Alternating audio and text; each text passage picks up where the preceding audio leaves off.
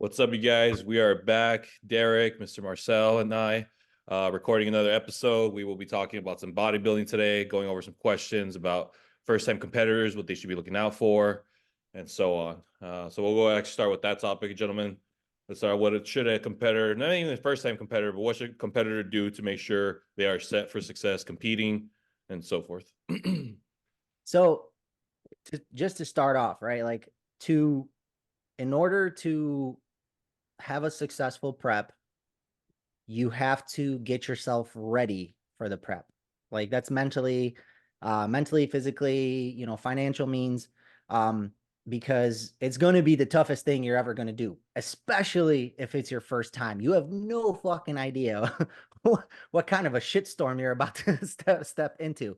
And if you don't have those things in place before the prep, you're fucking gonna have a hell of a time trying to get through this prep.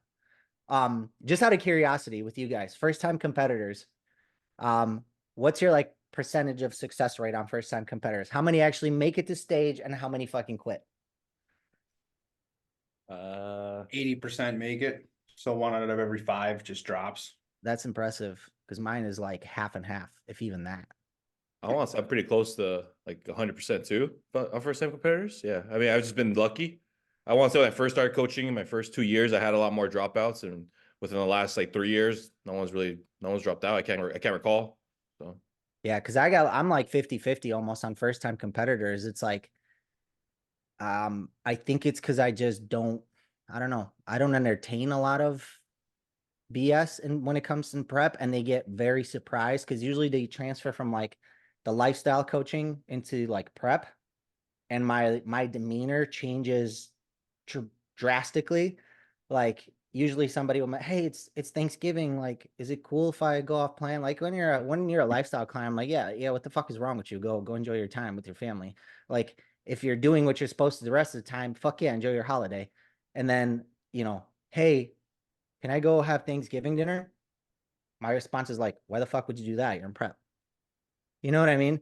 So I think that a lot of that maybe is kind of my fault, where I don't know. I just become a lot more, I don't care. I don't care what you have to say. Right. Well, Yeah. You know what I mean? And that takes people back. They're like, what the fuck, dude? What's wrong with you? I'm like, nothing. I'm just Doing my job. doing my job of getting you on stage in a proper manner. So, I think first and foremost, the thing that you need to have is financial means, right? You guys know that a bodybuilding show, whether it's the amateur level, NPC, OCB, IFBB, fucking any level, is super expensive. It's a money-making machine. They charge you an arm and a leg for entry fees, tanning fees, any of that, because they can, right? Because they can. And You gotta make some business. if you don't have a couple $1,000s saved up for this prior to your prep, you're gonna have some trouble. It just all depends. What are some of the costs that you guys can think of at the top of your head that I was going to say that. I was like, I don't think people are aware when they get into it, because obviously if they've never competed, they might be told, save a couple thousand. Yeah. But that couple thousand is literally what we're talking about just for the weekend of the show. Yeah. Why don't you pull up a calculator and see if you can get a little running total? Yeah, let's do it.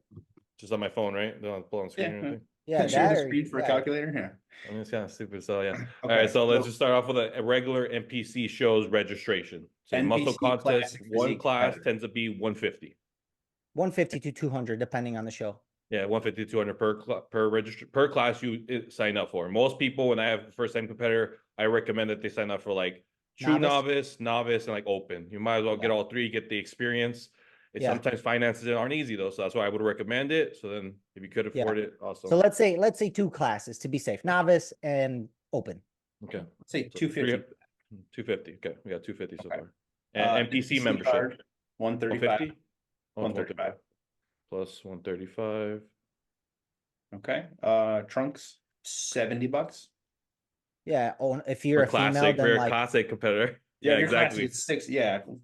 If you're if you're a female, it's $400 or $500 for a suit. Oh, okay. 500 minimum is what. For a suit if you're a female. And that's figure, bikini, you name it. They're all fucking absorbent amount of money, like stupid money. Yeah, well, bikini's like 600, figure gets closer to like 800, 900, and then Yeah. goes up from there. So let's average for a female, And the 750. male. Yeah, I'm writing it down too. So we have, because those are two different, obviously, costs, male and female. Yeah. Well, with female, you also have Because to we're add already about hair and 800 for a female, and the male's only at 455. Well, add in for the female the hair at $100, the makeup Mhm. at $100, add in the 1,000. heels at $100. So I'll just 1,100. average those three into $100 each, because obviously you can have a family member do your hair and you can do your own makeup. But if you go out of the way to Yeah. hire somebody, 100. For both men and women, tan, $200. Yep, that's average. Yeah, about $200. Yeah. And I would say if this is your first time competing, you're probably doing an in-state show. Yeah. So I'd say let's just not count travel for this. Okay. No hotel. Let's just add Doesn't hotel make for a sense to night. travel for your first show. Yeah, at a hotel, or I guess for a night, yeah, like he's saying, Airbnb. one 'cause hotel for a usually night. you would try to at least get close to the venue or whatever, right? I mean, Yeah. even if you're local. I always tell everybody, if you can, like, if you're close to the host hotel, yeah, fucking cut your grab a night trust, there yeah. at least. Yeah. Okay, we'll say 200 for the hotel for a night. Yeah. So we're at 15 for a female. We're at 900 for a male. Let's say it's a 4-month prep minimum, which I think is what Yeah. we would all agree on, 16 weeks.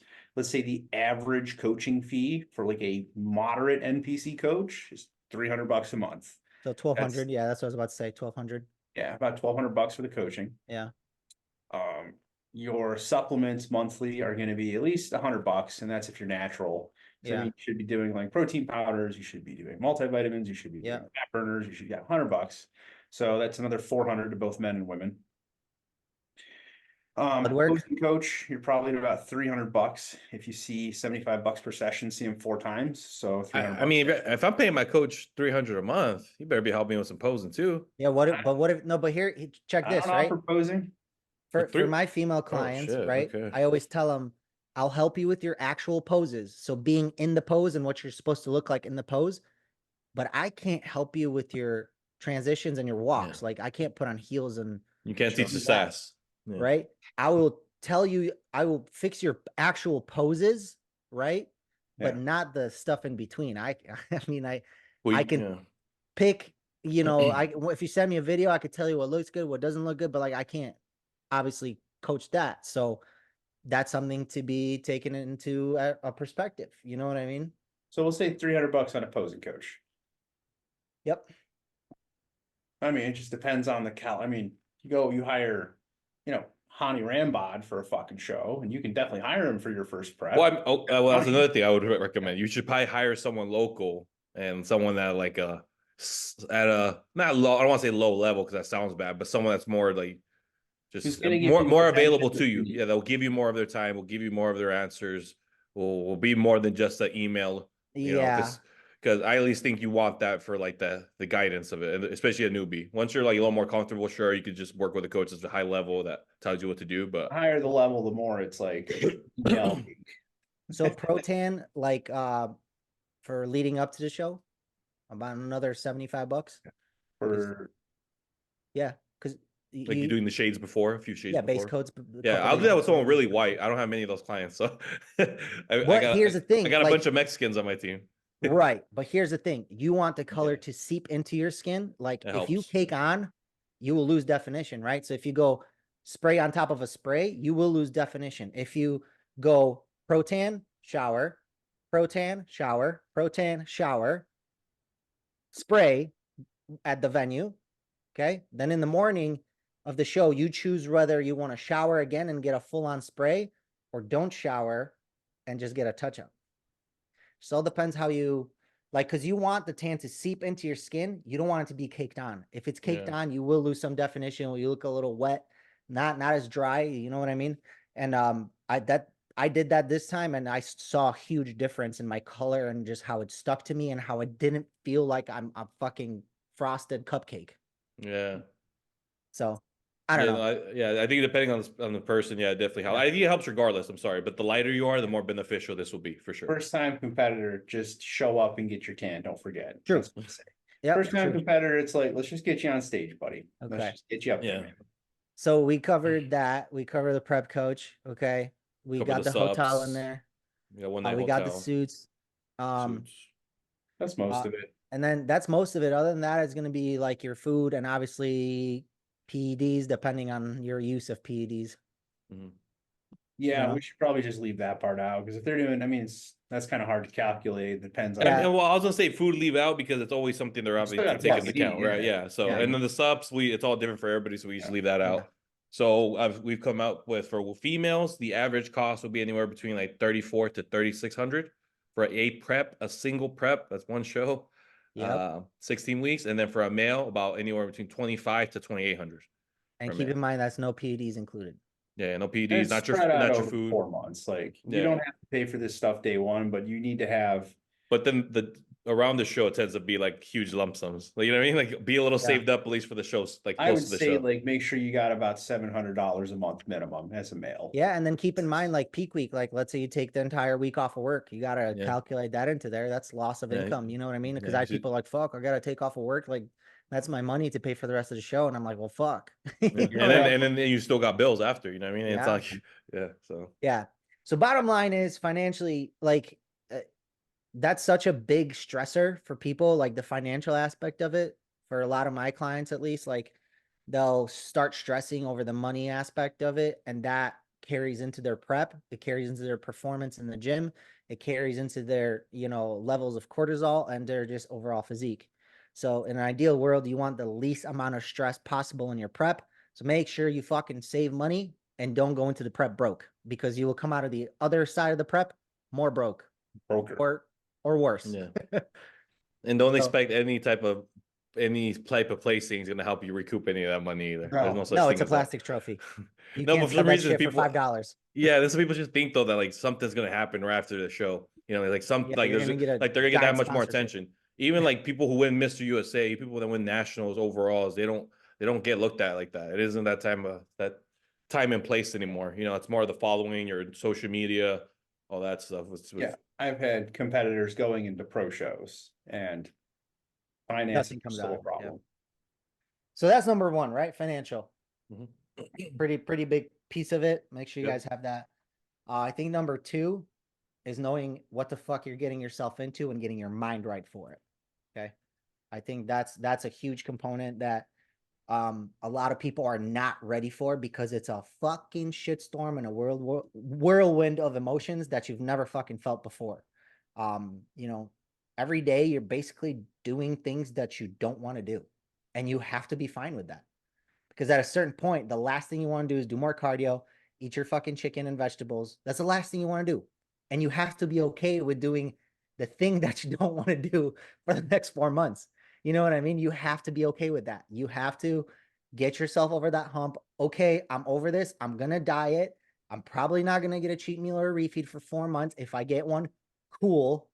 But prepare yourself to get your ass handed to you for the next 4 months. And there's going to be events. There's going to be things.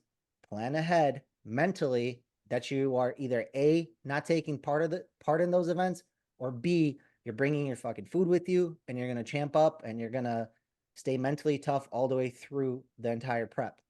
You're going to want to quit. You're going to want to fucking drop out, even if it's like 2 weeks out. Some people are like, nah, I don't want to do this anymore. You're going to have to learn to put that mindset in your pocket before you start the prep. If you start the prep doubting yourself, you're not going to finish the prep. You got to be able to come into the prep saying, I'm going to finish this. I'm going to do this right. I know that this is going to be tough, but I'm okay with it, because at the end of the day, when you step on stage, it is 100% worth everything I just went through. So I don't know if you guys have anything to add to that, or how you guys personally prepare yourself mentally before a prep. You want to go, Noble? You're first. You're up. I'd say I'm very similar to what you just said. I think if you're going to buckle down prep, I'm first going to tell you, hey, understand that the next 12, 16, 20 weeks, whatever you got going on, it's going to be all you. You have to focus on this. Nothing else matters. And if things pop up that you're like willing to or you have to go for a birthday, whatever you can, then you have to understand you're going to have to prep your meals. You're going to have to stay on point. You're not going to be able to drink. And if you do that stuff, then you have to understand that's on you. You're not going to be at your best. You know, I've had clients. The reason I say is I've had clients where I tell them, hey, you know what, I'm going to tell you no. I don't think you should, but I'm not your dad. I can't be there to hold your hand. I don't know what's going to happen. Just know if you do go have drinks and eat, it's gonna delay progress. It's as simple as that. How No do you one's guys go gifted. about that? Because I just simply, they're like, oh, can I? And I'm like, no. Yeah, that's I what don't yeah, even give them the no, option. yeah, If you it's want not to, that I I was like, give them no. the option, bro. It's just so it's like I don't know. I'm big on like also like that I don't know. I think it has to come from them. It has to be like a thing within them. I think. Me personally, like I want to tell you no. I'm gonna tell you no. I'm gonna suggest like, hey man, buckle down. You got plenty of birthdays in the future. You got plenty of opportunities to drink then. But sometimes just you could tell it's not gonna soak in. So like I'm not gonna stress about it. I'm all right. Yeah. Do what you want. I'll see you check in a couple days.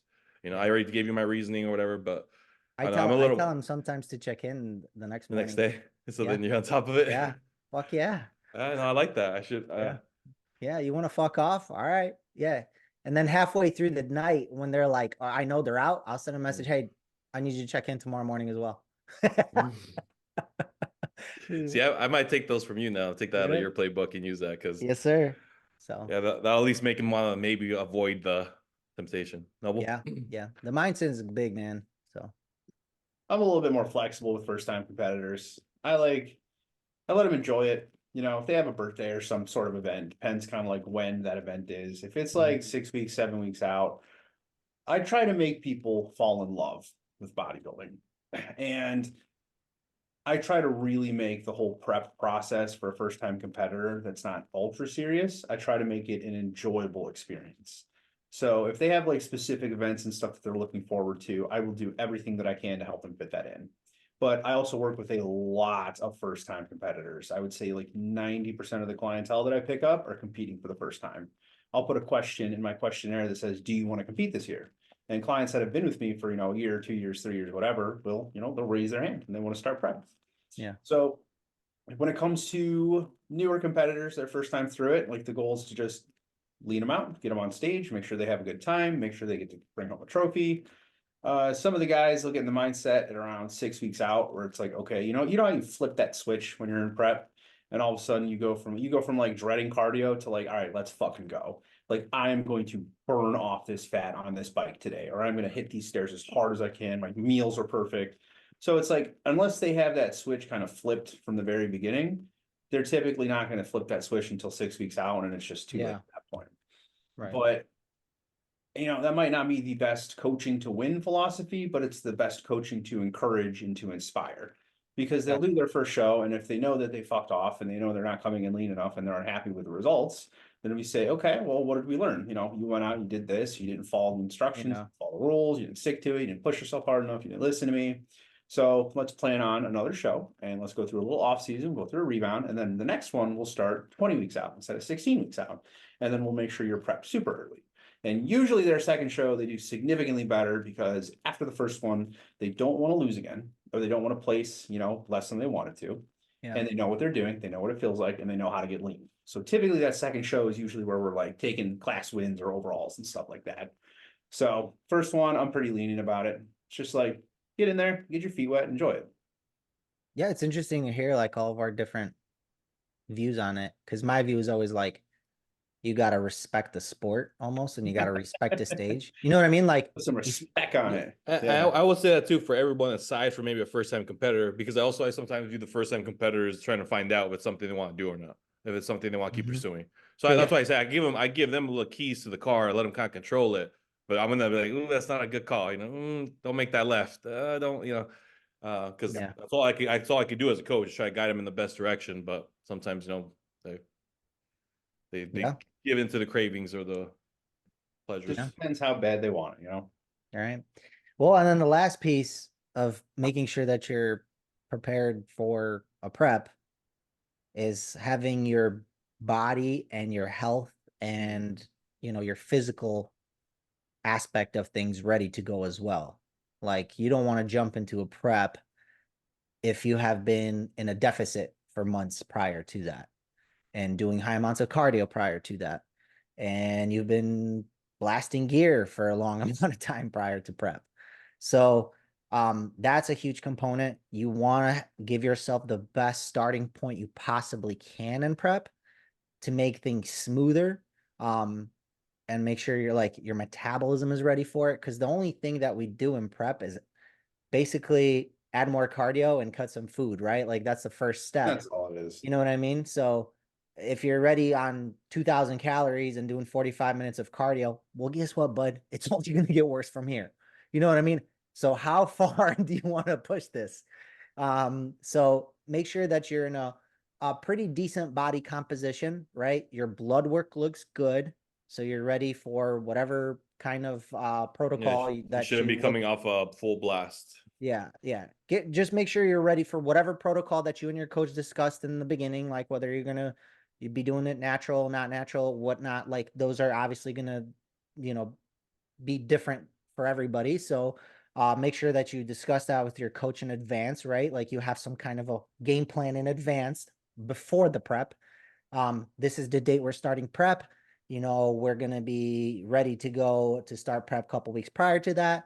So you can have your little moment of freedom before prep as well. Make sure you get it all out of your system. But be in a good body composition where your cardio is as low as possible and your food is as high as possible. That's ideal in my opinion. Food super high, cardio really low, body composition decent, and clean bill of health, blood work, injuries, whatever. That needs to be all resolved prior to prep. You don't want to start a prep with an injury and bad blood work. Agreed. All of that, yeah. Spot on. Yeah, exactly. So I think those are 3 key components. Anything else you guys want to throw in? What first time competitors should know before starting a prep or should be prepared with before starting a prep? Everything you just said, like I said, you should be coming off a big cycle. Even if your blood work's clean, you shouldn't be coming off a 16-week cycle and then going into another 16-week prep of taking drugs. I don't care who you are, you're just asking for problems. It'll eventually catch up to you just because you're young and get away with it. Yeah. Doesn't mean you should do it.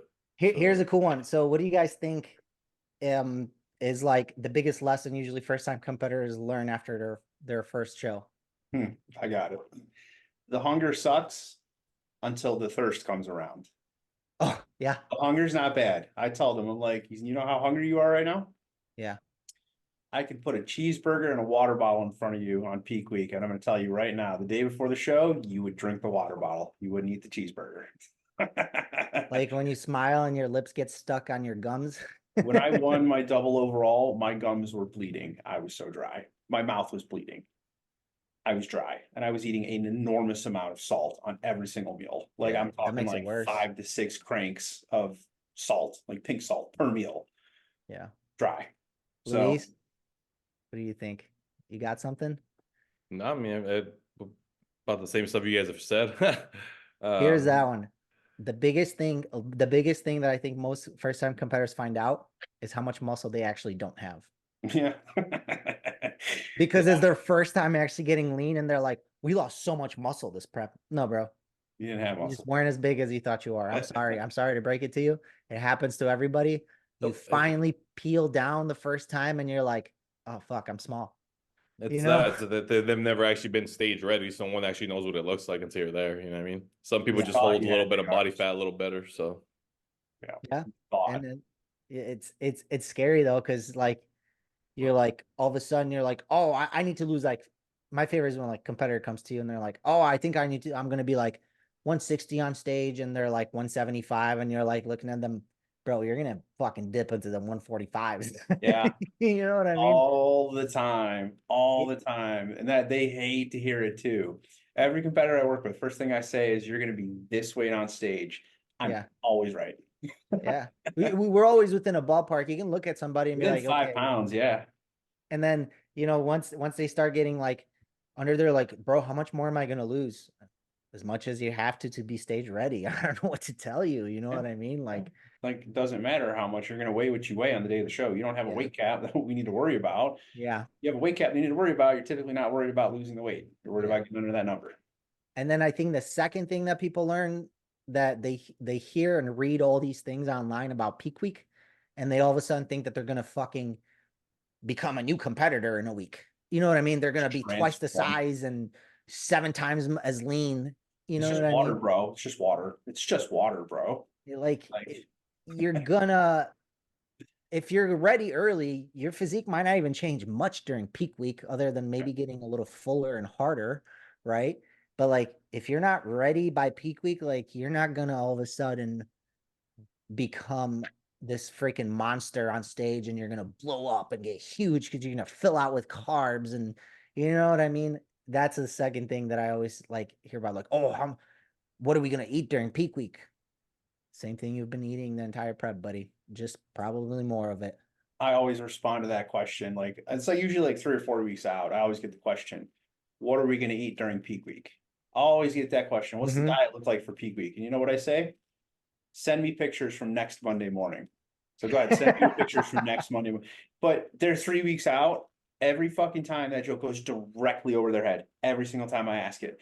I'm like, oh, bro, peak week starts next Monday. And he's like, oh, yeah, awesome. I'm like, okay, send me your pictures from next Monday and I'll send you your diet. Yeah. And then they send me pictures from like that morning and I'm like, you hungry? Like, Yeah, right. like, you good, man? He's like, yeah, these are from last Monday, bro. He's from Monday, like you asked me. Yeah. I actually had a question about tips how to deal. Hold on, let me pull it up. That could lead into a good question. Tips on how to deal with fatigue during prep. Don't be a pussy. I mean, I guess it depends how bad it is. What kind of, Yeah. you're gonna have some type of, you're gonna have some type of fatigue. But if you're also doing cardio 7 days a week, you're training 6 times a week, you should maybe prioritize recovery a little differently. I mean, there is some times when people are overdoing it, you know. Very few, it's actually that scenario, but Right. Like 1%. I've ever seen 1% of athletes I've had to actually pull back on cardio. Like I have to pull back on Trevor's cardio every time we prep. Yeah. No other competitors. Yeah, there's a big thing in like you got to manage fatigue to some degree, because like if your fatigue is actually extremely okay, all right. say because like poor time management, that's another factor sometimes too, right? So here's the thing. This is another lesson for first time competitors or any competitors if they haven't reached that point yet. You have to learn how to separate your fucking emotions, right? As you're giving feedback to your coach from what your body actually feels like. Do you see what I'm saying? Because if you give your coach an emotionally driven response, it's probably not the right one. Like your coach is like, how's your fatigue?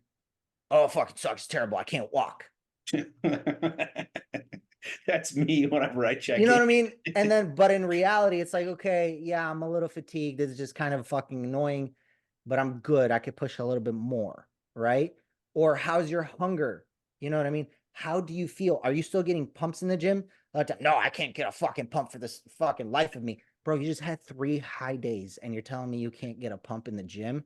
Like, you're not training. so do you see what I'm saying? You have to learn to be a good competitor. Like you're going to become a great competitor the second you start learning how to give proper, not emotionally driven feedback to your coach. And that's so fucking hard to do because you know that sometimes the feedback that you give to your coach will sway maybe the next moves of the coach. If that makes sense. Like if somebody's like, bro, I feel like I got ran over by a truck. I can't get out of bed. I'm fucking this. I'm fucking that. So it's like, take 3 rest days, right? Yeah, take a few rest days, bro. Let's pull back on the cardio for a few days, eat a high day. Let's see how you feel. You know what I mean? Because they know that's coming. They're emotionally inclined to tell that to their coach because that's what they want. It's not what they need. And they know that that's necessarily not what they need because they're not at that point yet. But emotionally, they're like, fuck it, let's get a little break if we can. But a good coach also tells them to just fucking suck it up. Like, yeah, this part sucks. Yeah. But you got to remember that also as a coach, you can only work off of the proper feedback that your client gives you a lot of the times, right? Like a first time competitors, yeah, you don't listen to their feedback as much as you like listen to somebody that's done like 5 shows. You give them a little bit more trust. You're like, you can even ask them questions about their body. Okay, here's what I see. Here's what I think. What are your thoughts? I like bouncing it off of people. Higher level competitor, it's a partnership to get there. You're a team rather than a coaching client. Right. Exactly. So yeah, take the emotion out of the responses to your coach. Try to sit back, okay? Before you start fucking clacking away on your phone, yo, fuck you, fuck this. I need a fucking break, okay? Deep breath, okay? actually look at your own pictures and really think about, how do I actually feel, and then respond. Give yourself a little bit of a buffer. That's always my thing. Try to take the emotion out of it. And that's hard. But the moment you start doing that, you'll start making better progress. I just feel like there's so many like actual scenarios to like even answer that, because at the same time, like you're saying, the first time competitor, you're gonna approach it differently. You have someone that's a vet that you've been with for a couple of years, so you have a little more faith and trust in. Mhm. You're probably gonna listen to them. I don't know. I just, yeah, there's a lot of variables to it. So, but you know, like, everything you guys said is right. I just think that, you know, sometimes there- depending on the person, like I said, certain little things does play a factor. I said sometimes poor time management is a reason why you're not like feeling great, all that great. Your sleep isn't there. So sometimes all of a sudden you fix your sleep, and that makes a big difference in your training and your how you feel when you wake up. So I've had those little scenarios too, where a client will say something and I'll look into that consideration. I'm like, okay, is he actually doing anything? I'll ask him, okay, so when do you go to sleep? When do you wake up? What do you do prior to go to sleep? What do you do prior to training? What's your like water intake look like? I try to narrow it down to see if it's not just them being emotional and there's actually something going on, like a missing link somewhere. So Yeah. Another one that I had that leads into that. How should you go about training the last few weeks before a show? I know this person, and this person has asked me that question before, and I kind of glanced over it. Because it should be just pumps at that point, in my opinion. You yeah, shouldn't be doing it. The inflammation, everything should be coming down. You are yeah, moving the carbs around to get it to shuttle in the right places, but the training yeah. isn't anything. My thing is always the last few weeks. Okay, last few weeks is like, are we talking 2 weeks, 3 weeks, 4 weeks? Like, what are we talking, right? If it's like 2 weeks out from a show, yeah, don't do anything stupid. Probably don't train Just anything to train. failure. That, you know what I Just mean? go train, go look good in the mirror, take some Yes. selfies, try and get a pump, and then go home. Yes. Maxes, nothing under 8 reps. Go and Mhm. enjoy yourself or feel shitty, but just check the box, do your best, go home.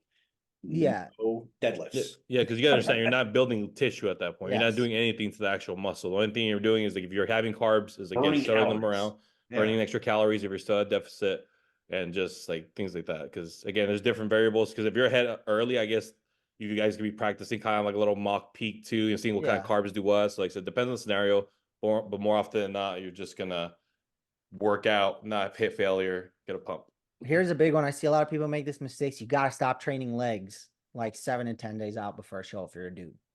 And if you're a female, depending on I the think both. class Yeah, that you're I'd in. say both. Yeah. Depending on the class that you're in. Obviously, bikini can get away with it. They don't really have to show their cuts like crazy.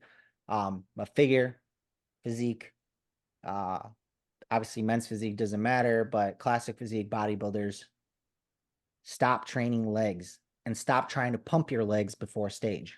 Oh yeah, that. Oh my God, the times I see people doing like body Yeah. weight squats, so like Squats. holding dumbbells and they squatting. Yes.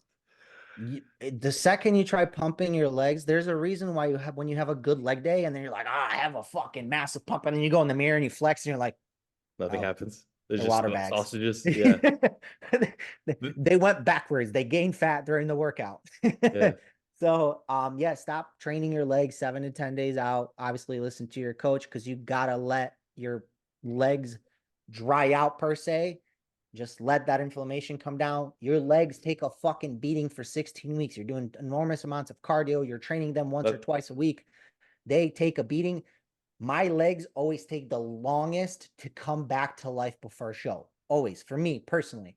Always, always, always. They're the last thing where I'm like, I'm posing and I'm like, okay, my legs finally fucking feel normal when I'm posing, where I can get a nice full contraction and I don't feel like I'm fatigued while I'm doing it, if that makes sense.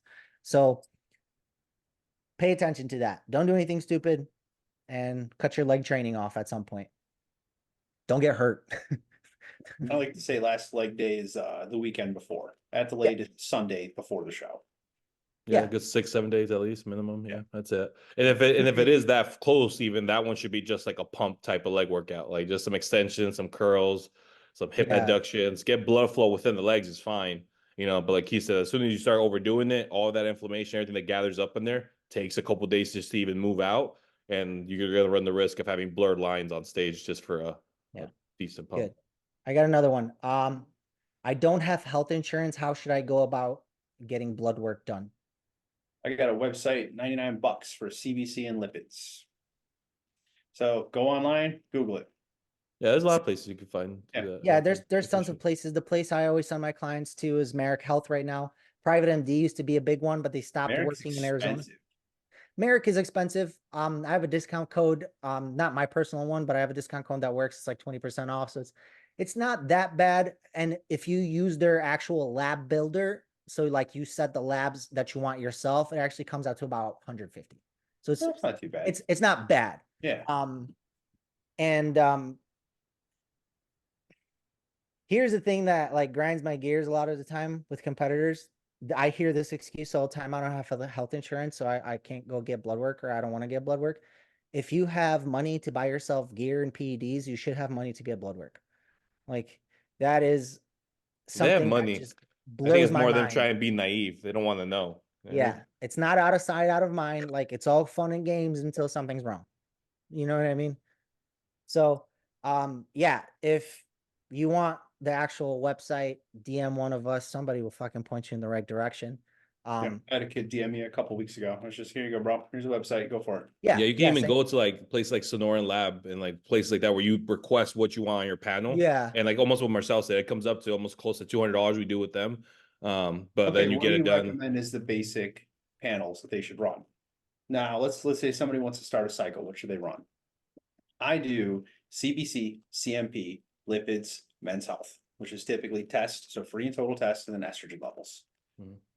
yeah. So I like to definitely see the estradiol, LCMS, total testosterone, IGF-1 if they can get it. GGT is a good one. I'm just talking whatever you didn't mention yet. Obviously, your CBC, differential platelets, Yeah. lipid panel, comprehensive metabolic panel, prolactin, if you can, you know. Yeah, and then obviously with that comes like if you've been bodybuilding for a long time, make sure you get your heart checked. What do get you your calcium recommend for heart checking? Calcium scoring in an EKG or what? Calcium. Calcium So I score should just be the got done. minimum. Should be Yeah, minimum. last year I got done calcium score. I got a stress test, and I got a contrast imaging done. And I also did get an ultrasound on a like a full abdominal ultrasound of all my organs. They measured them and stuff like that. I haven't If you've done been that doing one. it for a long time, it won't hurt. Yeah. I gotta do that one. I haven't done the organ one. Yeah. How do you request that? Well, my primary care physician, I'm Okay, very still honest there. with him about Okay. what I do, and you know I asked him. He gave me what's it called? Not a prescription, but Referral. referral to the place to a cardiologist. The cardiologist, same thing. I was super honest with him. Hey, I do PEDs and I want to make sure everything's good before my prep. He's like, dude, you're young. We don't need to do this. But I was like, I'm young, but I've also Yeah, done no, dude. shit, so we should But do this. And he's trend- like, okay. And he let me go do it. My insurance covered like 80% of it or 90% of it. So it was like out of pocket. I might be talking about my ass, but I think I paid like $500-600 for all of it. So You got to do that every 5 years. That was actually a blessing that happened with me. My injuries, I ended up spending all of my out-of-pocket costs and all that. I met my quota, whatever it is. So yeah, then my surgeon actually then like helped me out and got all this stuff for me, where I went and got my heart checked out, and everything ended up being covered by my insurance completely because I already had met my Quota. out-of-pocket. So Yeah, like your heck yeah. quota. So yeah. So those are the things, dude. Blood work is so easy to get these days. Like I don't even take this excuse as a fucking like. If somebody tells me that, I'm like, dude, you're stupid. Like You can find trend, but you can't find a fucking CBC. Come on. if you're gonna do this there's so sport, many, like any bodybuilder will freaking help you. Yeah, here, dude, go here, do this. Yeah, like if you reach out to me and you need like a link for blood work, why would I tell you? Why would I say? Well, why would I say no? Like Yeah, blood work. Like I'll help you. Like not die, buddy. like yeah, I said, I'm more man, inclined to tell somebody no when they ask me for PED. Like, what the fuck? Who the fuck are you? Fuck off. Yeah. well, Yeah, that's you know what what I that mean? is. Hey, How can you many? review my diet? I'm not going to help you. But if you're like, Yeah. hey, I'm trying to get blood work done, I'm like, yeah, here's a fucking link. Yeah, Bro. yeah, No, go get healthy. You literally just pointed that out. How often do you get asked like, oh, where can I get tests? Where can I get Yeah. trend? But how come we don't get asked? It's not. I think it's more people just ignore it, bro. People think that sometimes you just put a blind eye to it, and it's just not gonna be there, or they wait till something actually shows somewhere. And that's what I tell people. This stuff what we're doing doesn't show like most of the time. like we're having issues internally. Like you might feel Yeah. great on the outside. Like you have to get checked where, like you said, minimum blood work. If you've been in the sport within only a year or two, do that. Once you're at least like 4+ like years in the sport where you're taking enhancements, you should get your heart checked, at least the calcium score. Then like I want to do the organ one because I've been doing this Here's another thing 6 that years now. fucking drives me up a wall.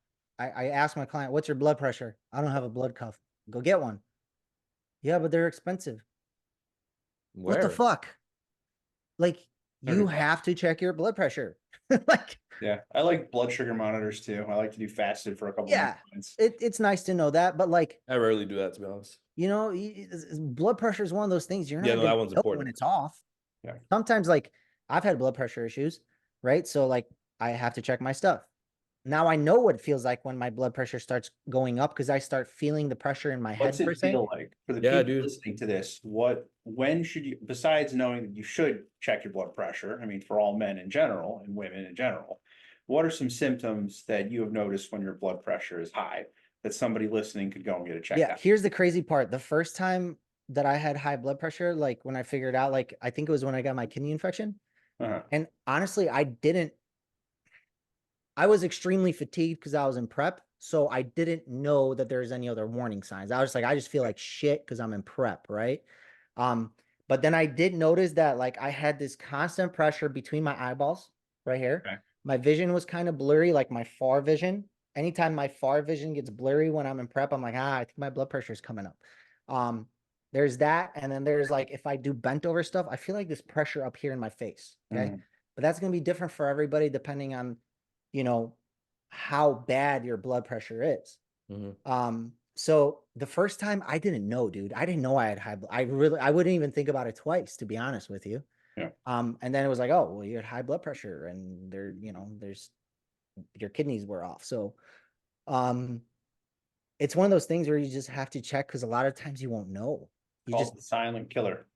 yeah, you said a lot of times you won't know. And then, and it's super easy these days to get it back down under control. There's stuff like telmisartan, which, has been gaining some notoriety in the bodybuilding world. You don't want to walk around with high blood pressure. Honestly, dude, I would even say if you get high blood pressure, I think you're better off trying to figure out how to counteract it by like doing it like, I know it sounds like hypocritical, but in a natural way. I think you have to start doing Absolutely, the opposite. no. You have to, in my opinion, go in contrast of what you've been doing with this lifestyle. If your health is important to you, because I think when you Talk to take those somebody- medications and you're taking yeah. blood pressure, like it just doesn't actually do the job, man. There's still a whole lot of pressure being built up. Absolutely, right? Yeah. But like, let's say you are in prep, right? And you have like 4 weeks left in prep. All of a sudden, you're teetering that high blood pressure, right? What do you do at that point? I mean, I guess it depends on the person, right? And then like you said, check it, and if it's extremely bad, I Right. think I would. So- I It all depends on the person's bill of health, right? But I would say, hey, okay, we could do something like telmisartan to get it back down under control. So until we finish prep, and then usually once we come off the PEDs, pull back some food, add some cardio back in, you should get better. But here's the thing, right? This is the worst part that a lot of people, I've seen this mistake made so many times. They have high blood pressure. They pull out of the prep because of the high blood pressure. And let's say they're like 3 weeks out. What happens when a competitor pulls out of a prep? What is the first thing they do? Eat. Go All that get water. fucking blow the fuck up and Yeah. make the problem 20 times worse and 20 times more dangerous. You see what I'm saying? Well, dude, I can say honestly, what I think my injury that happened to me was a big part of because of that. Like I ended up Yeah. gaining a good 15 pounds in like I want to say like 10-day span. Like my body did not want to gain weight out of like that initial first week, and then it just puffed the fuck up. And when you do that, you get so much inflammation in the system and a lot of like water retention, all kinds of stuff. And even though I didn't feel anything, I 100% feel that contributed in my injury because from when we looked at the rest of my body and like wear and tear stuff, it didn't make sense to happen. So So like obviously I'm not a doctor. I'm just talking from personal experience too. Like I exactly. don't take everything I say to heart. I'm just talking what I think in my personal experience. I always say talk to somebody that's more knowledgeable than you in that particular subject. Great resources, and like if you have a coach that is really good at what they do, they will help you with that stuff. They'll point you in the right direction. But it's yeah, kind of like a common agreed thing though in the industry now. Like if you have high inflammation, you are obviously more prone to injuries. Those little things are fuck gonna yeah, dude. Yeah, that's why the the thing. diet part plays such a big part, you know? Especially post show, man. Especially post show. Like there's so many people finishing shows that, you know, you took the diuretics for the show. Your blood pressure probably could have been high already. You just don't know it yet. And then all of a sudden you fucking go and just go ham after the show. And then everything just gets amplified times 20. And all of a sudden you're a fucking walking Michelin man that everything hurts. You get rear delt pumps, lower back pumps, your sciatica is hurting, you got kinkles, your fingers are fucked because your hands are so fucking tight. Your cheeks are like fucking looking like Derek's. You know what I mean? Like it's tough, but it's not only tough mentally to go through that post show, but it's also fucking dangerous. Yeah, and you look fucking gross. Yeah, you feel gross. You can't sleep well. Like you're sweating and like I had that problem with my the last show that I did. Like right afterwards, I took 2 Diazide to keep me dry the entire day. It's like because the show went from 6 in the morning until 10:30 p.m. at night. So Jesus in order Christ. to stay dry. And then do you guys taper off? Like, would you recommend, like, let's say you did take 2 Diazides for the show, right? Next day you go, I mean, the night of you go eat some food, and the next day you go eat some food. Would you keep like little microdoses of depends if they retain water or not. Because sometimes I do have clients that get ultra bloated and then we'll just throw in a Diazide the next day and then we'll do a 3/4 Diazide, half Diazide, and we'll pull Yeah. the bloating back down. I had a Correct. client, Julian, who got ultra bloated after his show. Like my guy, like we had to send him to get looked at by a doctor because he bloated so bad. Like He was getting like edemas and stuff. yeah, Edemas he was or super edemas. bloated. He looked really good on stage. He's looking really good right now. Like, but he went through some health stuff that we had to get fixed up. So yeah, sometimes you have competitors. Like my very first show, I was shredded to the bone, stayed shredded all the way after for months and months. And then on the last show that I did, I turned into the Michelin Man, and my face was just like a sphere, like literally like bigger than this right now. Will you guys use diuretics with a first time competitor? Because I won't. That's a no for me. The Never. most I'll push is like Depends. half a Diazide. Yeah, it just depends. I don't ever with a first timer. I'd rather do the old school way, take a shot, cut water out, like For natural competitors, I'll do horsetail. oh yeah, I mean, I'd hope you not take it with the Yeah. OCB competitor, pop a couple of Diazides. Hey, I'm a pro CB coach, bro. All right. Why aren't they Yeah. not supposed to take that though? No, they don't take Diazide. I give them horsetail extract. Oh, okay, yeah. Yeah. Yeah. It has if you actually look into the research behind it, it has the same effects when run in a double-blind trial against Diazide. It is just as effective without any of the potential side effects. Very nice. Yeah. Yeah. The thing is, the longer I coach, the more I don't like diuretics. It's weird. Me either. And dude, for me, it always hurts me. The times I've used the diuretic ends up always like ruining my look and flattening me out where I can't. I'm already not a super round bubbly guy anyway. So if I flatten out a little bit, it's very noticeable. Yeah, you And gotta that's all test. diuretics You gotta always do to test me. it prior. Like I if you're get it. just swinging at the fence before, like it's a 50-50. I always say test that shit. Let's fucking test this before, because you know Well, what I that's the mean. thing, Like, dude. I had taken it, and I feel like the amounts it's always such a variance for me, and I get it from the same source. So it's like, yeah, it's tough unless you I get think like my a body as I've gotten pharmaceutical. bigger has almost become more sensitive to it. But Yeah, I don't know, it doesn't make sense. So yeah, you gotta test Drier, it really. cleaner. Yeah, everybody's so vastly different. Like I know I have a friend well, who can take Diazide for 3-4 days in a row, and he's fucking still stays full, but it just gets him dry. Like me, no way. Like so just touch base real quick what you said earlier. So you tend to get high blood pressure like in prep. Is that you noticed it? That's weird for me. It's the opposite. It's when I start gaining weight. And even if it's like a longer off season, my body, once it gets like a certain size wise, even if it's not necessarily a compound thing, I could be running just tests or whatever. That's where my blood pressure starts creeping up. Here's the thing, this prep, blood pressure was fine all the way through. I didn't have to do anything to control. That was my first prep where my blood pressure was Well, I mean, completely fine. you worked with Chris this time, so Yes. Well, our PEDs were lower than usual. I was in better shape than usual. But Chris is very smart. Just listening to his podcast, you could tell his approach to all that. You could tell he would Chris, yeah, he's a fucking encyclopedia. So like, if you're having troubles with anything body related, he's like this. He's like exchanging like 300 emails with you right then and there. Like, boom, dude, this, check this. Like, he's so on top of it that like, he's just extremely smart when it comes to bodybuilding. Like, he's just a smart dude.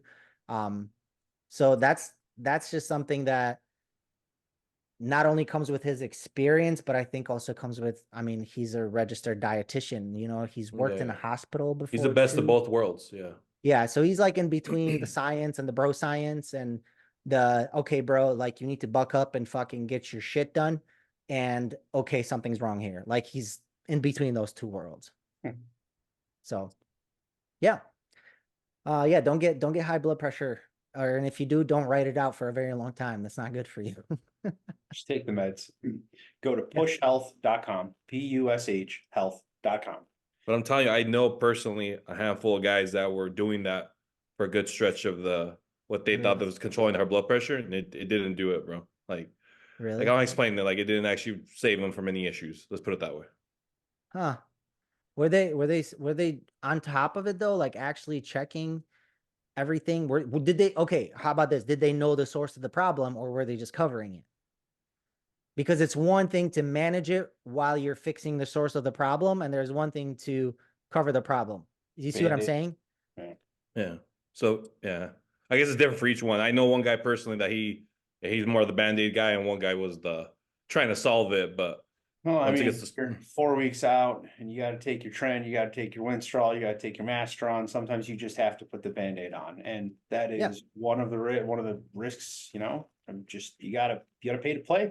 And unfortunately, that's one of the risks you have to take. If you want to be a high level competitor and push the drugs that you need to look the best on stage, then if you get high blood pressure. well, it's exactly what that's we've not said worth in it. previous podcasts. How many of them are actually gonna be high level competitors? Only 1% of them. No, that's what I'm saying. If you want to So then why should you be paying the price to pay? Yeah. That's what I'm saying. Yeah, that's a tough one. I guess that comes with the That's you why I'm gotta known as figure- like the very mild drug guy within me, myself, my clients.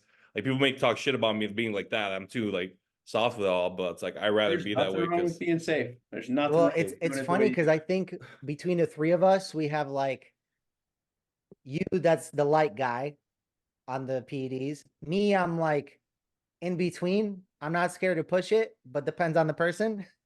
And then you got Derek who's like, send it, bro. Yeah, you're gonna play the game, you're gonna pay the price. Like, look, if you want to do this, we're gonna do it.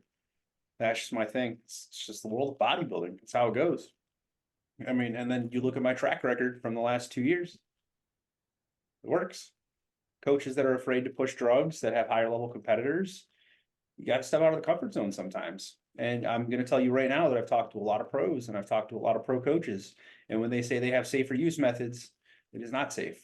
The amount that the guys at the higher levels are taking are unbelievable sometimes. Yeah. So they like, you know, there's a couple specific guys that have their own but courses and it's stuff. it's exactly what you said though. It's the higher guy should be taking that. You're a regional guy. You shouldn't be taking 450 trend. You shouldn't be taking 600 trend.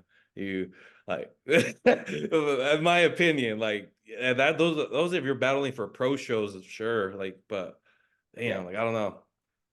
Depends on Yeah, it's so funny because it's so genetically And that too, vastly and that different too. too. Like, You might be super mild, and you might still fucking kill yourself. and then with you this could shit. be Yeah. fucking doing 600 of trend, fucking a gram of test, and 500 of primo and 700 of EQ, and then 100 milligrams of Winstrol every day, and then it's like, fucking natural guy beats you. Yeah. I've had it happen. I've had natural competitors beat super enhanced competitors. Yeah. So I guess the final word on the drug should be you need to take the amount that you need to take in order to produce the best results. And sometimes for some people, that amount is more than they are comfortable with. I have to take more than I would like to take in order to get the results. And that's it. That's just been it with me. Yeah, and just accept it's your responsibility. You're a grown adult. If you're getting into this, it's your I understand decision. the risks. I know how to Yeah, monitor my health. I know exactly. the long-term side effects. I understand what's going on. Just like the other bodybuilders out there that are doing the same thing. How do you guys feel about this? Do you guys like? I refuse to put anybody on a protocol without seeing blood work. Like, absolutely refuse. How How do you guys recent about do you that? want the blood work? I typically like to see blood work within 4 months, as long as they haven't done anything in the meantime. Fuck no. I want it like 2 weeks before 2 we weeks get on the before, cycle. no. Yeah. Depends. Damn. First That's- time cycle, if it's within the last couple of months, I'm cool with that. Yeah, That's so funny. I got in a fight with this dude the other day about it. It's like, how much should I be taking? I don't know. Go give me blood work, dude. Yeah. Like, Yeah. Well, if somebody comes up to me and they're like, "Hey, I got my blood work 4 months ago. Like, I'm just a normal fucking dude who wants to use." sure. Yeah. Yeah.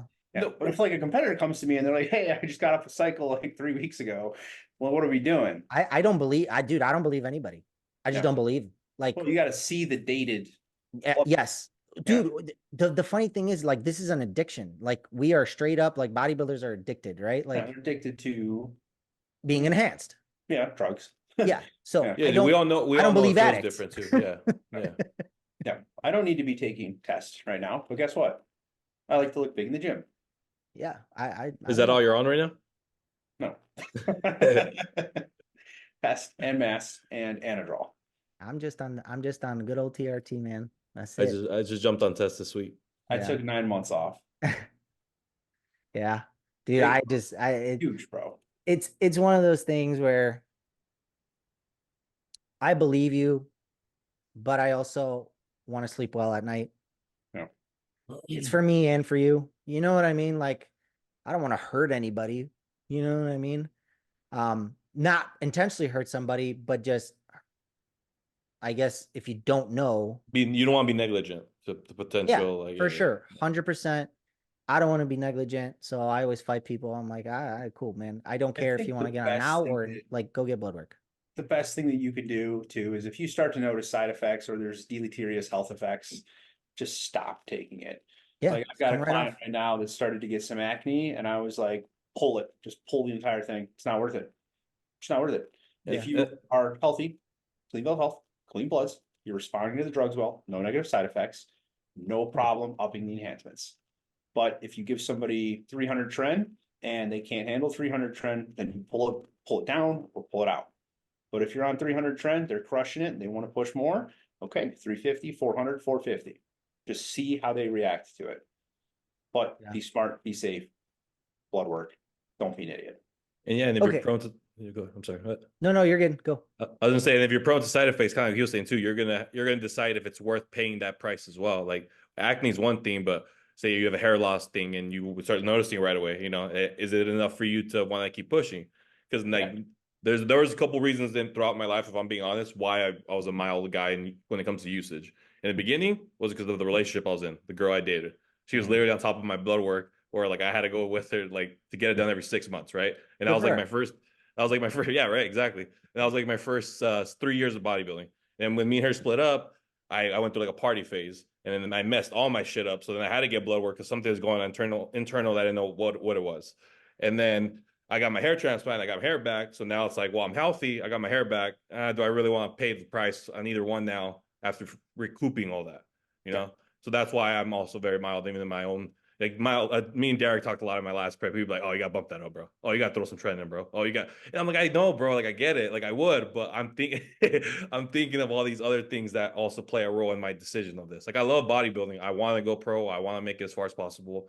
But to me, it's not worth taking away 20, 30 years of my life. I know I'm already taking away probably 10, 15. Do I want to take more than that? No. I'd rather live a good solid 60, 70 years of feeling good, taking care of myself, be able to move, do the things I love, than live up to 80, 85 and the last 10, 15 be less quality. That's just my opinion. But again, I'm not trying to take off that much, and we won't know how much is actually coming off. I'm just trying to stay on top of what I can for now. So Yeah, that's smart. Just be smart. You're gonna Be smart, stay on top of your health. Yeah. And here's the thing, a lot of people put so much emphasis. Like most people, if my first questions that I get about anything from anybody is like, "Oh, what should I be taking? What are you taking?"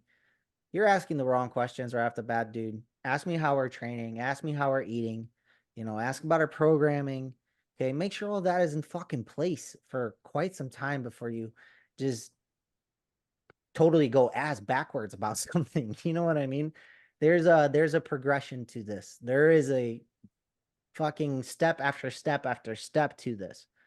I know we've been talking about PDs a lot on here, but yeah, that's that's because stuff that people want to hear about too. that's what people want to hear about. That's But what the matters bottom, too at the end of the day. yeah, bottom line is, as a competitor or as somebody that's trying to have a better physique and a better bill of health, you will not be able to succeed without executing the program that your coach gives you that involves nutrition, first and foremost. That's everything, and training and cardio. Okay. Without those 3 fucking things and you executing like a machine, you will not progress no matter what you do, what you take, what you don't take, how, you know what I mean? You just won't fucking happen. You won't outwork a bad or incorrect diet. There's a reason why I say bad or incorrect, because everybody's different. You gotta be on the correct plan for you. So make sure those are fucking in place before you start putting so much fucking emphasis on the drugs. We joke around about here all the time, you know, about about usage. Like, in all seriousness, you gotta make sure that the other pillars are in place before you do any of this shit. Yeah, I mean, regardless of, you know, my higher use methods or Luis's lower use methods or Yeah. Marshall's medical methods, you are still purchasing and using illegal drugs, Yeah. and they are not good for your health. Doesn't matter how you put it, these are not good for your health. Yeah. Just, it doesn't really matter if you're working with me and running 300 or working with Luis and you're running 100. You are still breaking the law and you are still taking drugs that are going to shorten your lifespan and could provide horrible, horrible side effects. Yeah. So, like, you know, I think, you know, we sit here and we kid about it, but like, Yeah. you fuck yourself up for No, life. Like, you could hurt no. yourself. You could seriously hurt yourself. Yeah. You And the could more cut your you lifespan use- in half. Yeah, the more you use, the more dangerous it is. Like, I'm not going to sit here and say, oh, it's fun and rainbows because we like to win shows and look crazy over here. Yeah. No, like, Yeah. we're not doing anything good for your health. This is not helping you in the long run. Yeah, and another thing is, like, you could chemically castrate yourself. Like, it's all fun Yeah. and games now, and then you can't have kids. Like, I actually forgot to say that was another big thing. I was on top of it so much when I was early Yeah. on. That relationship I was Come in, on, she was dude. like, "We better have babies by the end of this." So No, I was like, it's I had to funny stay 'cause on top of that, bro. most young competitors don't think about You don't that. think about it, yeah. I wouldn't have. I wouldn't have given a Have you shit guys if I was in a ever relationship. known somebody that has been permanently infertile from gear? Yes, How yes. many? a lot. I just know 2 personally. Yeah, I know. Well, that's the thing. I don't even know if it could be that. I just know they did it, and now no matter what they do, they can't. I know If we don't, it might be a genetic an component enormous too. amount of people who have taken gear, and I've never heard of anybody having issues. I've never met somebody personally that has not been able to have kids, and has Well- gear and blame it. Personally, Yeah, well, it all depends, like, what level. Like, Yeah. right? At a certain point, if you're off for 5 years, yeah, it could go back to normal. Yeah. But, like, And you again, it's see what I'm genetic. saying? Like, Mhm. it could. Yeah. But I'm talking about, like, natural production. I know tons of people that are at it, like, shut down. Oh, with the natural depend down there, production, yeah. yeah, you might be. I might not come back, my friend. Yeah. You might be forever depend down there. Yeah. Yeah, That you makes might sense. definitely be having some trouble. I mean, I haven't heard of anybody being permanently infertile myself, and I know there's protocols out there. Like, Right. Dr. No, but Galley, that's what I'm getting at. Like, it's not that you're never can come. Well, some people can never come back from it, right? Yeah. Mhm. But you're I know a lot taking of that people chance. just- You're playing. You're gambling with your health. yeah, Yeah. they don't rebound from it. You know, Yeah. I know a guy that fucking can run a year cycle, and then he gets off, and 8 weeks later he's in like 300s already. I know Yeah. that too. I know people that have had babies on cycle. You know what I mean? So it's like, there you go. Yeah, you're added to that list now. I wasn't thinking of you at that time when I said that, but yeah, Yeah, I was in prep. yeah. Yeah, Oh, dude, so it's a primo baby. primo baby, it's gonna be twice as big as your daughter. Oh man, yeah, it's a primo baby. Yeah, I know a guy, a close friend of mine. Yeah, he's got a trend baby. Beautiful. Yeah, It yeah. must be crazy. It's just all ADHD out or something. His name is He's a Trent. good athlete. The kid is a good Trent. athlete. No, the kid is a good Okay, athlete. He is. okay. Yeah. But is the dad already a good athlete too? Yeah. Is he a good? he's Yeah. good Okay. So athlete. it's just probably a Freaking genetic fucking thing. Trent. Well, he's probably gonna be a better athlete now because of the Yeah, trend. he's But a good athlete. No, but the kid is a good athlete. He does a very good job, like, training the kid too. Like, have you ever noticed how naive people are also to that? Like since we're covering more things, more topics now, how like performance and even just all sports. Like people, Yeah. I think I don't know because when they see it on ESPN, PEDs, I don't know if they confuse that for like something else. Like that's steroid, guys.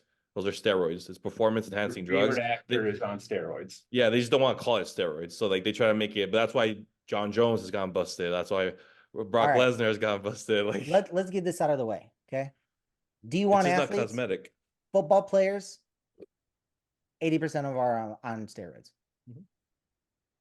You cannot be 250 pounds, build like a fucking ship brick house with a 6-pack, running fucking crazy ass 40-yard dashes. Naturally, doesn't happen that often. Sorry, guys. Why is it that the kid graduates high school, he graduates high school at 180 pounds, and he plays his freshman year, and he's fucking 220, build like a fucking house, Takes it before the drug tests start.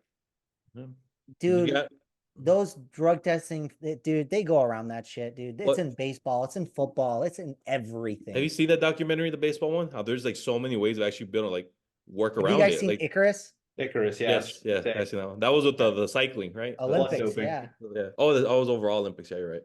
Yeah. That's it's just the truth of the matter. That's Yeah, the and way like it is. imagine that millions are up for stakes. Why wouldn't people be trying to get advantage of each You other? can beat. I mean- There is a section in Dave Palumbo's Diet Guru playbook How to get around it, yeah. on how to beat drug tested shows and how to beat all this drug tested shit. I always tell my competitors, I was like, if you take anything you're not supposed to, or you do anything to like fuck with these rules and you're doing a show, if you're like cheating, like done. Like I will never fucking talk to you again. Don't do that. Yeah. Yeah. If you want to take shit, go compete on a stage. Yeah, that's whack. Yeah, level Don't the be a playing field. shithead. Yeah. Like Yeah. that's so disgusting to do that. Here's the thing though. Don't you guys think, this is my personal opinion, a place like UFC, you know, or NFL, my personal opinion is these guys are pushing the envelope. If they want to push it, let them push it. Put them all on. It actually probably keep them healthier to be enhanced. As Yeah. stupid as that No, sounds. because they would kill each other. They No, would I would literally say be let ripping each other's fucking arms off, bro. Let them fucking do what they have to do to perform at their peak. Yeah. I feel like you get more injuries and people are more likely to die.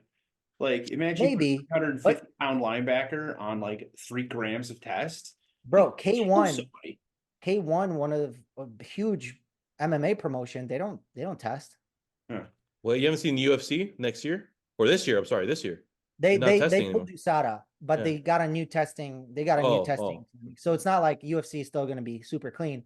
Oh, okay. Just the thing it was, USADA, they were just pieces of shit. They would like go and fucking take blood samples from people like right before their weigh-ins and shit like that. Just fucking with athletes. You know what I mean? Yeah. There's a time and a place for everything, but when somebody's about to fucking step on a scale trying to make weight or during their weight cut, and then you're coming in there trying to get a blood draw while they're doing a weight cut, like that's fucking with somebody. Or at 3 a.m. you knock on their door the night before their fight, you fucked up their sleep. Like so they're Yeah. doing shit like that, I guess. I thought what I saw originally was that they weren't gonna have any. That's all. No, that would be awesome. That would. Let you just put John Jones on Winstrol and Trend, let him rip it, bro. Imagine Brock Lesnar even being juiced out more. Any of these guys. Well, have you McGregor's blasting grams. Have you guys seen like what pre-USADA UFC fighters used to look like? Like that Fucking Frank Mir Alistair guy. Remember Frank Overeem? Mir? Yeah, Frank Mir, Alistair Overeem, Brock Lesnar. Dude. Brock Lesnar, yeah. Yeah, those are scary specimens. Yeah. But I still think it'd be cool to be like, let him, bro. You want to do it, do it. It's a fucking level playing field. Because right now the playing field is not fully level because some people do it and get around it, and some people don't. So it should be, okay, you want to do it, do it. Perform at your best. Okay. Yeah. I think it should be all sports. Yeah. Because think about it, like obviously a basketball player is going to get no benefit from taking a lot of drugs. No. You know, they might take something. What's the drug that the cyclers took? For Tip the of my tongue. Exactly what blood you're talking cells. about. What's up? EPO? Yeah, EPO. Wow, Yeah, nice. sure. They can benefit from EPO, longer stamina, can run faster, recover better. You know what I mean? Yeah. Like it's not like they're gonna fucking all of a sudden you're gonna have a 300-pound basketball player dunking a basketball. Shaq on some. No, but honestly, it might change it a little bit. Where imagine then LeBron, like he might be like 265 and like Yeah, built, tearing an like, ACL every time he jumps. Oh, I know. Miami LeBron. No, but do you really feel like the anabolics play a role in that? Like they actually, Body weight and force. I think it's more like the constant wear and tear that we do though, with the amount of weights is what catches up. No, but I'm saying like think of the momentum of a 220-pound guy, right? Coming down off of dunking a basketball versus a 260-pound fucking Okay. shit brick house. Yeah. You see what I'm saying? Yeah. That's a lot more force, right? Mhm. And if you put on that size quickly, right? Your body doesn't have the time to adapt your ligaments and stuff like that to that body weight. That's And when you get also being that enhanced body weight, that's a weight your body was never supposed to be anyways. Like that's Yes. what I know too. Me being at the weight that I was never supposed to be this. So my body was never supposed to withhold even this weight alone. You know what I mean? 100%. That's what I think it is. Once again, I have no fucking clue what I'm talking about. That's what I think it is. No, it makes sense. Yeah, no, you're right. You're right. Makes 100%. I thought Like- you were. I thought when you said that you were coming at the angle like of like the PEDs just waste away at like at joints and ligaments and. I No, don't I don't think think it's it's just. I don't think it's like necessarily a direct correlation like that. I think it's more like you saying heavier weight, the body not supposed to be there at that, more wear and Yeah. tear with being stronger Just- than what we're supposed to be as well. So Yeah, just more impact, like just more force and impact on particular joints and bones, and you know what I mean? Like just stuff like that. That's what I think it is. But shit, I fucking make it a free for all. Make it a level playing field to everybody. There's a reason how come Support. everybody's constantly getting better. Basketball's getting better, football's getting better. and they're all getting Sprinters like are getting bigger, faster. taller, bigger, taller, bigger, Yeah. taller. How? Maybe Evolution. popularity, increase in the sport, better science, better medical, better technology. I believe in that. Yeah. 100%. But I Like a also ru- believe there's something else with it too. Yeah. They're starting to use drugs that don't appear on drug tests. Peptides and shit. So like you that. get stem cells, right? EPO, you can beat the drug tests. Yeah. There's plenty of peptides and stuff out there that just can't be picked up. I mean, I could take a competitor, I could pump them full of drugs and get them on stage and then get them to pass both the lie detector test and the piss test. Easy. How'd you get them to pass the lie detector test? Xanax. You think I'm kidding? Really? Yeah, because all it is a heart rate thing. So that Yeah, makes that's sense. all it is. You just have them take half a bar, you have them practice half a bar, and then put them on there. It's in Dave Yeah. Palumbo's diet guide. That makes sense. No shit. No shit. No, I didn't know. That's But here's why, the thing: I would never put anybody that's enhancing their natural show. That's yeah, just don't, bullshit. yeah. But that's the Don't thing. do That's that. what sucks about lie detectors. If the person is also naturally a real nervous wreck and they go do that, their shit will be going off the whole time. Like, so then they can't really like catch them anyways. What's your name? Because they can be freaking Lying. out. They're just nervous. They're like, it's almost like the white coat syndrome thing. I have white coat syndrome. Yeah, I no, it's a thing. donate It's a blood thing. because my heart rate goes through the roof. It's like Yeah, 100. I got a friend that's got white coat syndrome like a motherfucker, and he's already got like blood pressure issues. So every time he can't goes, donate it's even fucking higher. blood. Yeah. Yeah. I try to go donate blood and it's always over 100 because I sit there and like my blood problem because I'm worried my blood pressure is going to go through the roof. So my blood pressure goes through the roof because I'm worried about my blood pressure going through the roof. Dude, my blood donation place, like the Ugh. ladies know me because I pass out half the time with my blood. I can't look. Here's the thing: I can't look. Right, blood doesn't bother me, but I can't look. I As can't somebody- look at it. I have a weird thing like with people touching my veins. Don't touch my veins. Like it's Yeah. a weird thing for me. Like I will smack you. Don't touch my veins.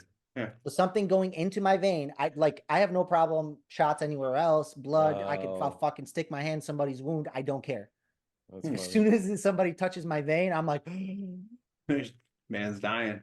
Mhm. yeah, straight up. And so the lady's like, I was like, hi, Marsell, you're gonna pass out today. Fuck you. Okay. I read that donating blood is not necessary on cycle because it actually doesn't do anything in the long run. And instead, you should look into alternatives like daily baby aspirin and citrus bergamot to help keep your iron levels and red blood cell count mitigated. Yeah, Because I mean, if your body's already producing at a higher level and you donate blood, what's it going to do? It's immediately going to refill up to that. So you need to counterbalance that with something other than donating blood. well, people. It's funny you said people have done that. They literally post about them go donating blood or whatever, and then never like had they're fun still on donating blood. cycle literally the next day. I'm like, bro, do you understand what like steroids do? Like most importantly, first is Yeah, recreate but- all those red blood cells again. What if somebody's having blood pressure issues? Then I put them on meds. Like we put them on telmisartan or we put them on propanolol. Like there's beta blockers, anything. Yeah, first of all, I mean, Because it first could thing you relieve do it is you, as well. huh? It could at the relieve moment. it as It could well. relieve at the moment. Yeah. Yeah. Yeah, it's I've really- had But to like donate he's saying, blood. if they stay on cycle though, it's not gonna take very long for it to go back to what it was. Yeah, you have to be so here's the thing. This is why I have a prescription to donate blood every 4 weeks. Yeah. If I need to. Mm. You see what I'm saying? If you go once every fucking 2 to 3 months, yeah, the fuck is, you know what I mean? Yeah. No, that makes sense. 4 weeks. That's perfect. Yeah, you could get a prescription from your doctor. Like if you're using testosterone, they can Can't you it's just called walk in and do it for free? Do you need a prescription? so if depends, okay. They used to do it Yeah. for free. It's called a therapeutic phlebotomy. the place that I go to, not Life Source, By talent? by Talent, they used to not charge for therapeutic phlebotomies. They do charge for them now. I believe They it's like, charge to do. They're fucking calling me to try to get me to donate blood. yeah, but if you're doing a therapeutic phlebotomy, they can't use your blood, right? They know that you're fucking injecting yourself. Oh, See what I'm saying? I definitely answer truthfully on that. Would you guys think I'm Sure. crazy? Sure, but yeah, like I'm saying, if you're going in there with a prescription for a therapeutic phlebotomy due to testosterone usage, Yeah. they can put the 2 and 2 together. You know what I'm saying? I was just saying, I helped a buddy once do it. Over a cup? No, Measuring he cup? had the setup and everything. Ah, Oh, really? Yeah. Yeah, there was a point. Derek knows my buddy. So the funny story that I got blacklisted at Vitalent at one point because I answered yes on a question, truthfully. They used to have this thing. There was mad cow in Poland. I was born in Poland. So there was mad cow disease in Poland at a certain point. And if you lived for more than like 5 years in that particular country, then they would automatically blacklist you and you can't donate blood. So one day I answered yes, truthfully, to that question because I lived there for over 5 years. I was 9 when I came here. They blacklisted my ass and I couldn't fucking go donate blood. And that's why that was initially why I had to go get a prescription for a therapeutic phlebotomy because they wouldn't take my blood. yeah. Hey, Yeah. that's crazy. So, yeah. So you have mad cow disease? Hey, Just kidding. it's so weird. It's like, really, bro, like you're gonna be fucking wondering about mad cow from like 1992 when you got fucking hookers and strippers coming in to get what's it called? $100 stipend for donating their fucking red blood cells. You see what I'm saying? Yeah, that's fair. Yeah. Interesting concept. You know, I never got chickenpox. Now that just popped in my head as we're talking about mad cow I did. disease. Growing Yeah. up, I never got it. I got chickenpox. I got it. I have shingles too. I'm immune, baby. Yeah, shit flares Built up on me different. sometimes in prep. Built for tough. Not this prep, but the prep prior to that, like 4 days out, my shingles acted up and I just fucking had sores all over me. What? That last hit got me a little high. Caught me off guard, bro. Built for tough. I think this is where we have to cut it. Luis is getting too crazy over here. Hey, man, I just got deep tissue work. I ate McDonald's, like rushing over here. My body's like crashing. Oh, he's the ultimate stoner right now.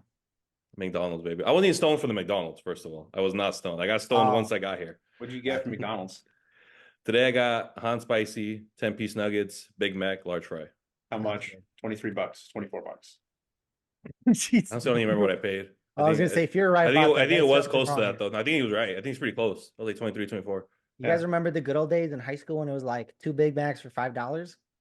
Dude, a hot and spicy was actually 99 cents. Being a fucking dollar. Now it's like there's nothing on the dollar menu. It's Bro, drink. you get 10 McDoubles for 99 cents each, pay $10 and you fucking feast. Dude, Yeah, you I used to used to get go 100 pocket chicken change, nuggets. but eat good. Yeah. Yeah, I remember that, the 100-pack nugget Nuggets, deal. yeah. Like Burger Oh. King used to have 50 nuggets. We had a McDonald's across the street in my high school. Bro, they used to have $5 in quarters and just fucking used to eat like a king at lunch. You know what I mean? Yeah. Peter Piper's buffet was like $4.99 for like a person back in the day. Remember that? I think it was with a coupon though. I think it was a coupon, but still. Yesterday I got the new double quarter pounder or the double Big Mac meal. What is it? Yeah, Oh, I haven't tried that. Was it Yeah, good? Was it Whatever. Double burger. double Yeah, Big Mac? Yeah. that was good. Okay. And a large fry and a large drink. So I got the large meal, and it was like $15. That's fucked. Jesus. I Yeah. could just go to a restaurant and get Yeah, a that's burger fucked. for $15. At that point, yeah. Yeah. Like Subway, what about Subway not having $5 footlongs anymore? Oh, we need to talk about my Sedona trip. Just because we're talking about how much money we spent. That made me think of that. That dinner when I took myself out to dinner when you saw me guys posting all my drinks and shit. Yeah, Guess how much I spent that night? By 120. myself. I was by myself. 120. A little more. What? Fuck out of here. how many drinks did 160. you buy? 4 drinks, my meal, and a dessert. Spent 80. Well, how much for the drinks? Like $10. One of them was like $22. What? Fuck. The espresso martini was like 18, I think. And Or that's 16. the reason why I Sedona? don't drink. Huh? Sedona? Yeah, it was a nice little restaurant. It was like a little bougie restaurant. Yeah. Dude, I don't fuck with bougie. I No, don't. I want to wine and dine myself. You know, I was there for a Dude, I don't special fuck with event. that. Me and my I was wife there don't f- fuck with it. Like we're just like, No, no, not one bit, never. dude. Not Me in and special her both occasions. hate it. Like fine Ah, dining, we fucking both hate it. We'd rather oh go to no, Outback Steakhouse and go fine dine. no, dude. I'll even take a girl on a date just so I have an excuse to go somewhere nice and new. But here's the thing, because me and her like to eat, right? And like you get this like little platter for like fucking 3 ounces of steak and you pay $100 for it. I'm like, yeah, fuck that. I'm gonna go to Outback Steakhouse and get a fucking 20-ounce ribeye The for same price. $19.99, bro. Yeah. Yeah. I don't like the expensive restaurants either. I grew up and we were going out to a steakhouse. I went out to a steakhouse probably 2 to 3 times a week when I was a kid. Yeah. My parents had the money. We went out. We would always go out to eat like 5 or 6 times per week. We would go out for a meal. Yeah. We would always go to steakhouses. Just I haven't ordered a steak in years. I don't like any of the fancy foods. Like on my birthday, it's just like junk food. It's like Yep. fast food and junk food. Like I'm perfectly. I love my favorite restaurant's Yard House. $22 Oh, meal. love Dude, Yard that's not House. junk food. That's not It's not bougie, junk but food, that's but not it's junk like food either. cheap. That's good. It's a That's cheap good quality place. food. Yeah, it's a cheap place Yeah. with good food. Yeah, like some people on their birthdays they go like Mastro's. Yeah, But fuck that. yeah, no, I'm not trying to do that either. But I'd rather like I'll go to Firebirds if I want like a really solid good steak, and you'll still get like a good 16-ounce steak. It's just Yeah. gonna be a little bit more, but it is a better quality cut than say Texas Roadhouse or We got Outback, Firebirds in my across the street from me right now. Yeah, They that's just what I'm opened saying. it. Oh, they got a new location. Okay. Yeah, they just got literally across the street from me. We all got to go there. My treat It's my birthday on Bro, Tuesday. Let's bro. go. on Tuesday night. Yeah, Tuesday You mean night is for my real? birthday. Yeah, let's fucking go. I'm down after work. I want to get off. Yeah, yeah. Down. I'm off at 6. There I'm you off go. at like 6 Oh, too. at 6, yeah. I'm usually off at like 6 or so. I log off my fit butt at 6. Yeah, no. All right, There's bros. cut it off. That's You it, good? man. Yeah. I'm getting hungry. I'm getting sleepy. You know, I'm it's so that tired. time. Yeah, I'm with you. All right, no worries. All right, guys, thanks for watching. Do us a favor, go ahead, please comment, like, and subscribe. Give us any recommendations you want us to do in the next further podcast. Thank you, guys. Have a good night. Peace.